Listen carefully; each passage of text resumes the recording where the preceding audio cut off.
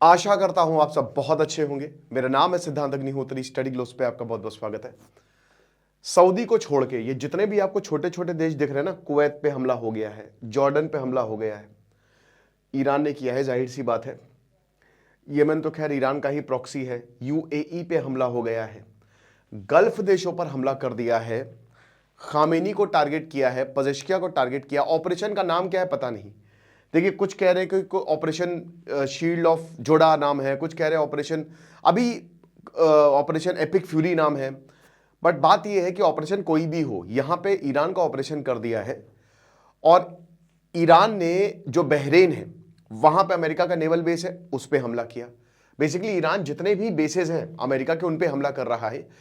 UAE में एक आदमी मर चुका है, ठीक है, यूएई में एक आदमी मर चुका है क्योंकि इनकी मिसाइल जो है इंटरसेप्ट नहीं हुई। तो हालात दोस्तों बद से बदतर होते जा रहे हैं और ये हो नहीं था, ये इट वॉज एक्चुअली एक्सपेक्टेड, क्योंकि सब यही कह रहे थे कि भाई कुछ भी हो हमला नहीं होना चाहिए। गल्फ देश डरे हुए थे, अमेरिका के साथ आप दोस्ती करोगे। बट दोस्तों ये टैक्टिकल ब्लंडर भी अमेरिका की साबित हो सकती है, मैं बताऊंगा कैसे।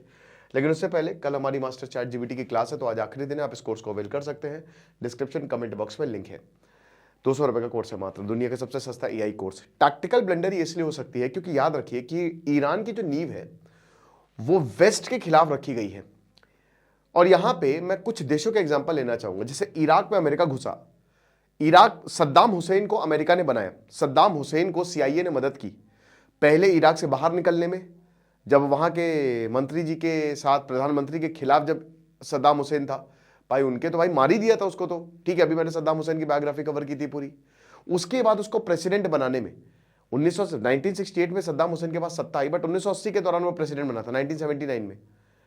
और अमेरिका ने भर भर के उसको सपोर्ट किया। फिर अमेरिका की पकड़ से जब सद्दाम हुसैन चला गया तो अमेरिका घुस गया इराक में। और जब अमेरिका इराक में घुसा, आज तक इराक में अनस्टेबिलिटी है।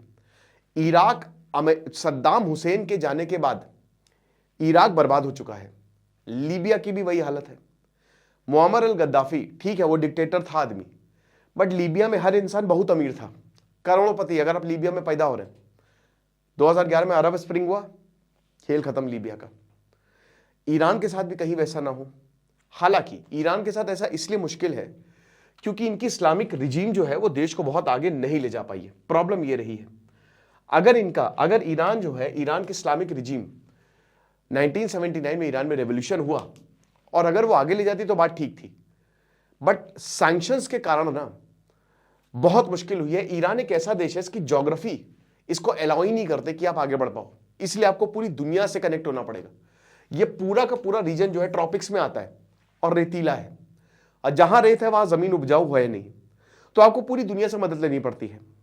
लेकिन ईरान पे भयानक सैंक्शंस लगे और इन्हीं सैंक्शंस के कारण आप पूरी दुनिया से ट्रेड नहीं कर पा रहे हो। बेसिकली अमेरिका ही रीजन है। और वही कह रहे हैं कि भाई जंगल में रहकर शेर से बैर नहीं करने का, ईरान ने वही किया। ईरान को भी पता था कि भाई हमको न्यूक्लियर वेपन बनाने हैं कुछ भी करके, ईरान वो बनाने लगा। अमेरिका को पसंद नहीं आया। अब ये न्यूक्लियर वेपन बनाए, न्यूक्लियर प्रोग्राम जो भी था, बल्कि एनपीटी सब साइन की थी इन्होंने, सब गया ऐसी की तैसी में। अब दोस्तों अमेरिका और इजराइल ने कहा कि बहुत हुआ सम्मान, और जिसके पास पावर है, मैंने बताया था।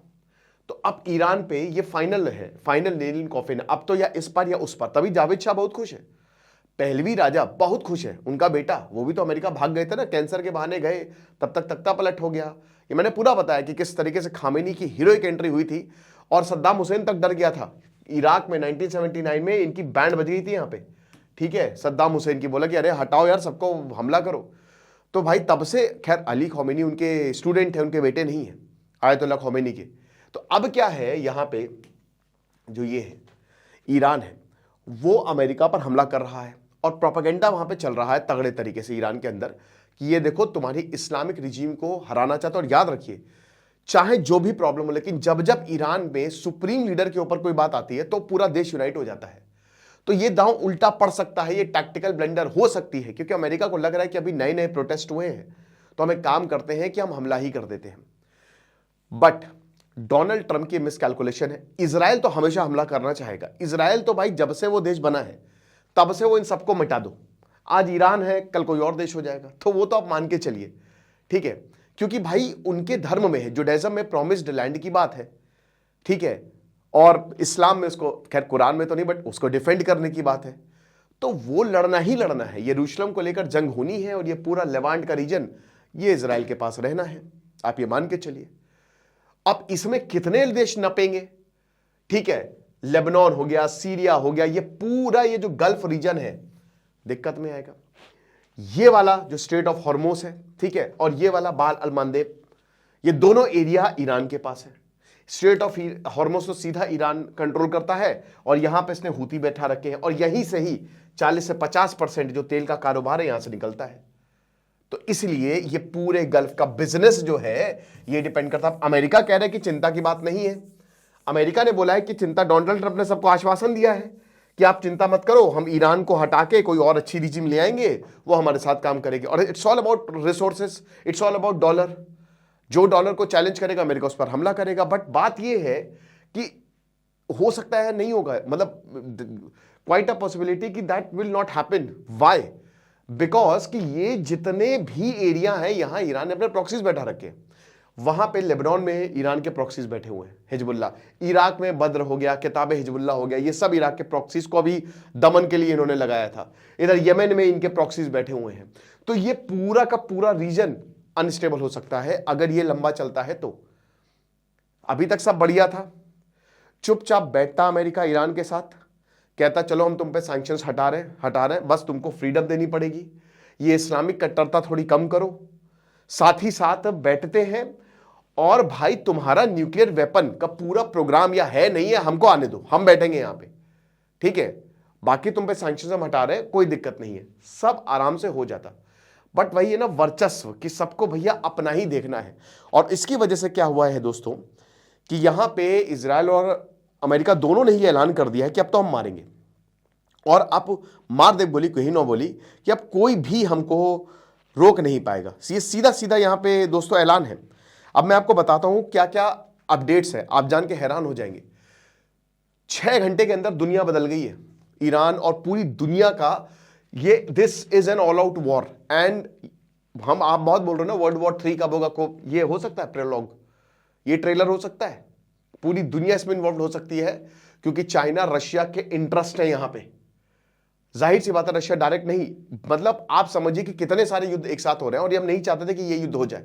भारत के लिए बहुत बड़ी दिक्कत हो जाएगी, क्योंकि भारत का भाई आधे से ज्यादा भारतीय यहां काम कर रहे हैं, मतलब यहां पे जितनी आपकी पॉपुलेशन है उसमें आधे से ज्यादा भारतीय आपको दिखेंगे। तो इंडिया डायस्पोरा है और हर जगह अलर्ट जारी है। सऊदी अरब बचा हुआ है, सऊदी अरब ने कंडेम किया है कि आप ऐसे कैसे भाई गल्फ नेशंस पे क्यों हमला कर रहे हो भाई ईरान पे। बट ईरान करेगा, वो एग्जिस्टेंस का सवाल है भाई।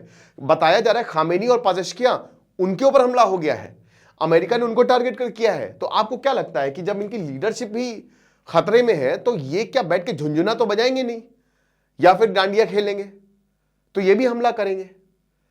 अब दोस्तों यहां बात यह है कि इजराइल की air force IDF, Israel defence forces, और अमेरिका ने कहा है कि देखो ये सिंक्रोनाइज्ड ऑपरेशन और ये चलता रहेगा, और पूरे ईरान में हम ये मारेंगे, हम ये रुकने वाले नहीं हैं, ठीक है। Iranian crown Prince Javed Shah बोल रहे हैं आ जाओ लोग, आ जाओ आ जाओ आ जाओ, ये सरो और आग में घी डाल रहा, आओ चलो चलो प्रोटेस्ट करेंगे, चलो चलो गली में चलो, गली में चलो। भाई वहां पे बात करना और यहां पे बोलना ये जमीन आसमान का अंतर है। अगर इतना ही जावेद शाह में करेज था तो उनको ईरान में आना चाहिए था, ठीक है। वहां पे प्रोटेस्ट जब लोग मर रहे थे, ईरान ने भयंकर दमन किया है। जो प्रोटेस्ट है ना, मतलब समझ लीजिए कि नंगा करके खाल उधेड़ी है, ऐसे हालात थे। और ईरान भयानक टॉर्चर करता है, ठीक है। तो अब यहां अमेरिका का जो मिलिट्री बेस है इराक के कुर्दिस्तान में, उसको टारगेट किया। ये पूरा का पूरा एरिया इस समय खतरे में। उधर इजराइल मारेगा और इधर ईरान मारेगा। अमेरिका सेफ है, 7 समंदर पार, मैं तेरे पीछे पीछे आ गई। तो अमेरिका को लगता है कि हमको तो कोई प्रॉब्लम होगी नहीं। पर यहां पे भी अमेरिका के काफी नागरिक रहते हैं और हर जगह एडवाइजरी लगभग जारी कर दी गई है। तो ये चीज है।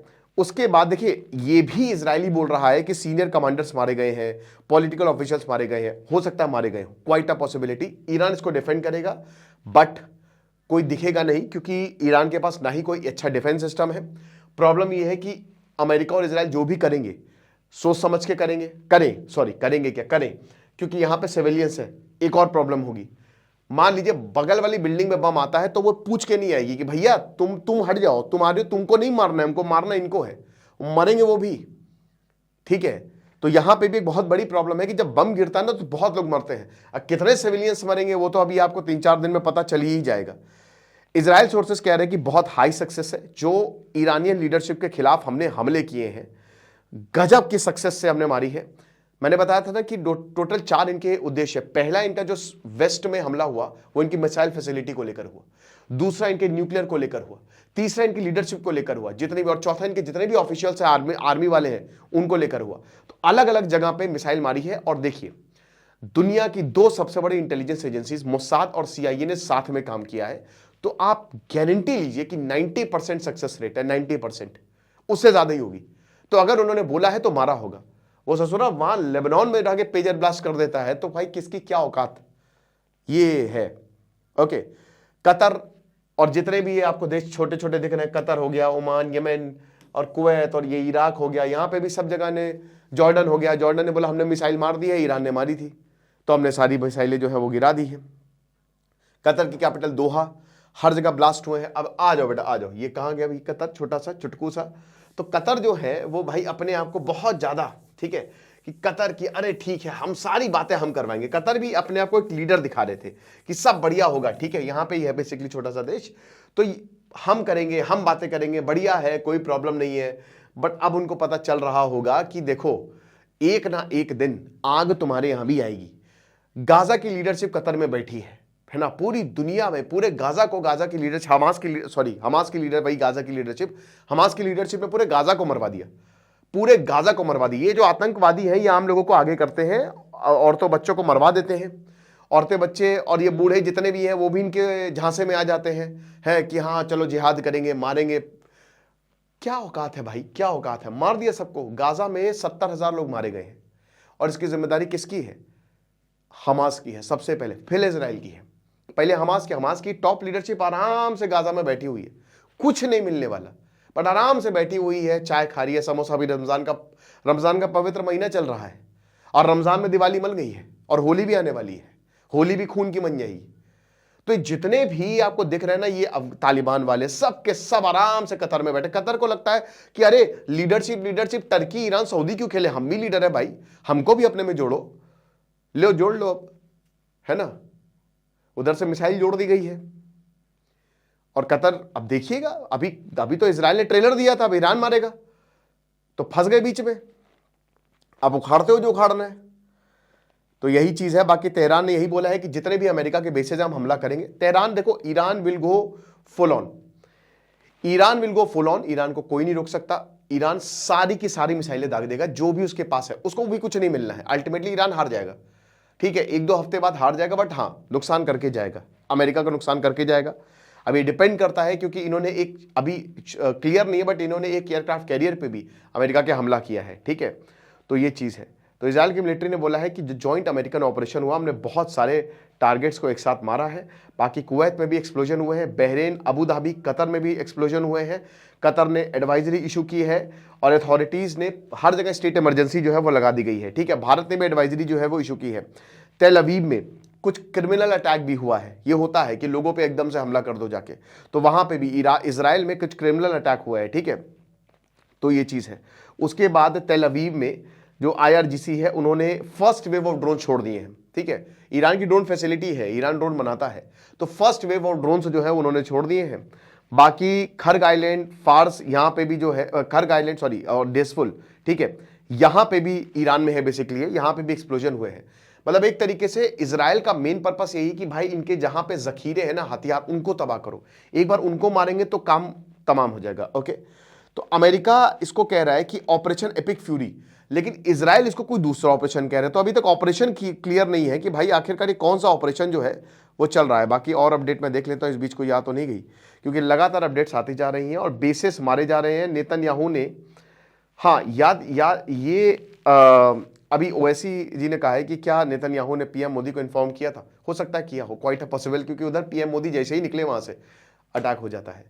That is quite a possibility कि इन्फॉर्म किया हो, क्योंकि अमेरिका और इजराइल की एक डिफेंस पैक्ट तो नहीं है, होगा भी नहीं, बट हाँ काफी स्ट्रैटेजिक पार्टनरशिप है। बाकी सारे देश कह रहे हैं, पूरी दुनिया कह रही है इंटरनेशनल लॉ को मानो, वो सब खाली बातें कहने के लिए है, कुछ तो बोलना ही पड़ता है ना। तो छाप देते हैं लंबा चौड़ा, एक्शन क्या होता है? कुछ नहीं होता है। अब एक्स इजरायली पीएम यही कह रहे हैं कि ईरान न्यूक एम्बिशंस को छोड़ दे। भाई न्यूक एम्बिशंस को तो छोड़ दे, बट क्या वाकई में ईरान के पास न्यूक्लियर वेपन्स है? ये एक बड़ा सवाल है। क्या वाकई, देखिए ये तो वैसे तो अलग अलग रिसोर्सेज ने बोला है कि वो उस पर पहुंच गया है। एक बार ईरान के पास न्यूक्लियर वेपन आ जाए फिर you don't have any choice. तो यही चीजें हैं, बाकी देखेंगे और भी कुछ आता है तो मैं आपको जरूर बताऊंगा। बट फिलहाल the war is on now, it's all out, knives are out and let's see what happens. Probably ये लंबी रात होने वाली है आज की, और हर किसी को कमर कस रहनी चाहिए। बस आप शुक्र मनाइए कि हम भारत में हैं, है ना, भगवान से शुक्रिया करिए, वरना हमारी भी लग सकती थी। दूसरी चीज ये है कि भाई बिल्कुल असर पड़ेगा भारत के ऊपर। तेल के दाम महंगे हो सस्ते नहीं, अगर तेल के दाम ऊपर जाएंगे तो दाम तो तुरंत बढ़ जाएंगे, घटेंगे नहीं, आप ये मान के चलिए। दाम तो तुरंत सरकार 150 रुपए कर दो, 150 रुपए कर दो, बट वो जब 80 90 70 60 पे जाएंगे ना तो वो नहीं करेंगे वो। तो भारत के ऊपर बिल्कुल असर पड़ेगा, क्योंकि एक तो भारत का डायस्पोरा यहाँ पे है और भारत की जो एनर्जी नीड्स है वो यहीं से ही पूरी होती है। और प्रॉब्लम पता है क्या है भाई, रशिया से तुम तेल खरीद नहीं सकते, बाकी ये पूरा का पूरा एरिया तुमको तेल देता है, एनर्जी देता है, इंक्लूडिंग ईरान। तो कैसे करोगे ये देखना पड़ेगा। खैर अभी it is very early to say कि क्या होने वाला है। बाकी आप मास्टर चैट जीपीटी की इसकी क्लासेस कल से शुरू हो रही है। खुश रहिए, पढ़ते रहिए। दिस इज सिद्धांत अग्निहोत्री साइनिंग ऑफ।